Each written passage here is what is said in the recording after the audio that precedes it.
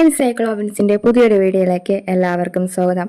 കേരളത്തിലെ വിവിധ ക്ഷേമനിധി ബോർഡുകളിൽ നിന്ന് പെൻഷൻ കുടിശ്ശികകൾക്കായി കാത്തിരിക്കുന്നവർക്ക് വളരെ പ്രധാനപ്പെട്ട ചില അറിയിപ്പുകളാണ് ഇന്നത്തെ വീഡിയോയിലൂടെ പങ്കുവയ്ക്കുന്നത്. അപ്പോൾ ആദ്യമായാണ് വീഡിയോ കാണുന്നതെങ്കിൽ എല്ലാവരും ഒന്ന് സബ്സ്ക്രൈബ് ചെയ്യുക. പ്രവാസി ക്ഷേമനിധി, നിർമ്മാണ തൊഴിലാളി ക്ഷേമനിധി ഉൾപ്പെടെയുള്ള 16ഓളം ബോർഡുകളിലെ പെൻഷൻ വിതരണത്തെക്കുറിച്ചുള്ള സർക്കാർ പുറത്തിറക്കിയ ഏറ്റവും പുതിയ അപ്ഡേറ്റുകൾ എന്തൊക്കെയാണെന്ന് നമുക്ക് നോക്കാം. ആദ്യമായി പ്രവാസി ക്ഷേമനിധി ബോർഡിനെ കുറിച്ചാണ്. പ്രവാസികൾക്ക് വിതരണം ചെയ്യാനുള്ള 3 മാസത്തെ പെൻഷൻ കുടിശ്ശിക തീർക്കുന്നതിനായി സർക്കാർ 32 കോടി രൂപ അനുവദിച്ചിട്ടുണ്ട്.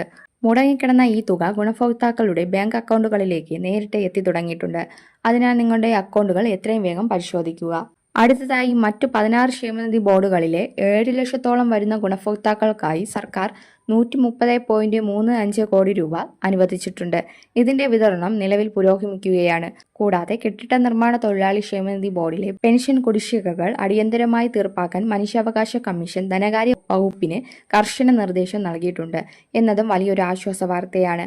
ആശാ വർക്കർമാർ, അങ്കണവാടി ജീവനക്കാർ എന്നിവയുടെ കുടിശ്ശിക തീർക്കാൻ 34 കോടി രൂപയും മാറ്റിവെച്ചിട്ടുണ്ട്. ഇനി പെൻഷൻ വിതരണത്തിൽ വന്ന ഏറ്റവും പ്രധാനപ്പെട്ട മാറ്റം ശ്രദ്ധിക്കുക. കിടപ്പ് രോഗികൾ ഒഴികെയുള്ള മറ്റെല്ലാവർക്കും ഇനി മുതൽ സഹകരണ ബാങ്ക് വഴി വീട്ടിൽ പെൻഷൻ എത്തിക്കില്ല. പകരം ഡയറക്റ്റ് ബെനിഫിറ്റ് ട്രാൻസ്ഫർ വഴി നിങ്ങളുടെ ആധാറുമായി ബന്ധിപ്പിച്ച ബാങ്ക് അക്കൗണ്ടുകളിലേക്ക് നേരിട്ടാണ് തുക വരുന്നത്.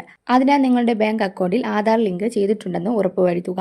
അപ്പോൾ ഓർക്കുക, മറ്റ് 16 ക്ഷേമനിധി ബോർഡുകളിലെ 7 ലക്ഷത്തോളം വരുന്ന ഗുണഭോക്താക്കൾക്കായി 130 കോടിയിലധികം രൂപയാണ് സർക്കാർ അനുവദിച്ചിരിക്കുന്നത്.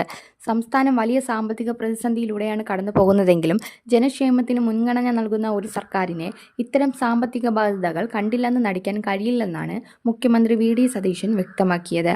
ബാക്കി നിൽക്കുന്ന മുഴുവൻ പെൻഷൻ കുടിശ്ശികയും ഘട്ടമായി ഏറ്റവും വേഗം വിതരണം ചെയ്യാൻ മുഖ്യമന്ത്രി ഉദ്യോഗസ്ഥർക്ക് കർശന നിർദ്ദേശം നൽകിയിട്ടുണ്ട്.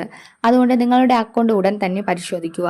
ഇതുപോലുള്ള ഏറ്റവും പുതിയ ക്ഷേമനിധി വാർത്തകൾ ഉടനടി നിങ്ങളിലേക്ക് എത്താൻ ഈ വീഡിയോ ലൈക്ക് ചെയ്യാനും ചാനൽ ഇപ്പോൾ തന്നെ സബ്സ്ക്രൈബ് ചെയ്യാനും മറക്കരുത്. മറ്റൊരു പ്രധാന അറിയിപ്പുമായി വീണ്ടും കാണാം. നന്ദി, നമസ്കാരം.